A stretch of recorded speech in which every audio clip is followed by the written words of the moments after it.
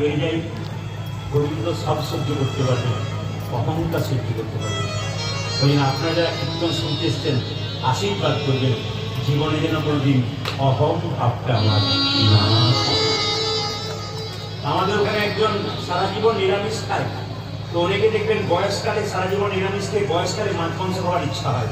তো উনি বলছিলেন ওনার বৌমাকে, শোনো ত্যাগ করতে হবে, সবাই বলবেন ভোগ করবো, তারপরে আমাদের ত্যাগ করতে হবে।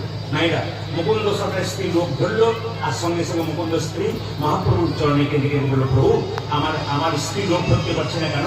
মহাপ্রভুর মুকুন্দ তোমার সারা জগতে চিকিৎসা করতে করতে তোমার ভেতরে অহংকার হয়ে গেছে।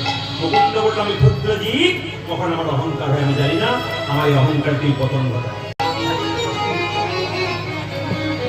কি পুজোর দিনে জন্ম হলো? সরস্বতী পুজোর দিনে। সবাই লক্ষ্য করুন। আহা হেন কালে জন্মিল শির গুণন্দা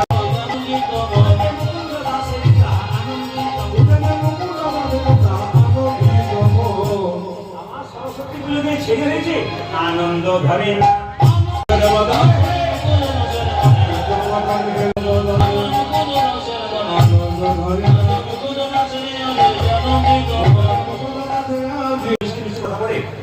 বড় হয়ে বলে না কেন বলে বলুন তো?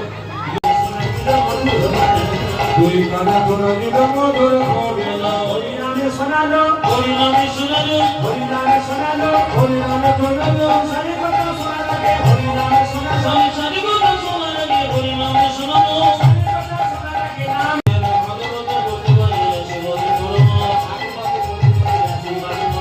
ভাগবত বলতে পারে রাধে করম, নাম সংগীত গাইতে পারে শিবজি ধর্ম, হরি হরি হরি ভাগবত বলতে পারে। ম্যাচিং নাম চাই, ম্যাচিং। মানে দিগম্বর পেছনে যেন বর থাকে, বর মায়েরা শাড়ি টাড়ি কেনেন না, ম্যাচিং কেনেন না, সব কিছুর উপর হেলো না বাজারে গিয়ে। আবার 2 বছর পরে কীর্তন করতে গেছি, কীর্তন শুনতে শুনতে সেটে বলছে, পতিবাবু এবছর আর একটি হলো।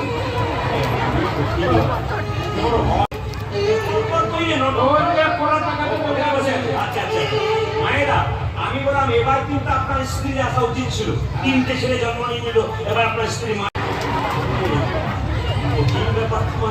তুমি যে পাণ্ডবের বাপ, কেউ এক বেটার বাপ হতে গিয়ে কত জ্বালা, আর বেটা আমাদের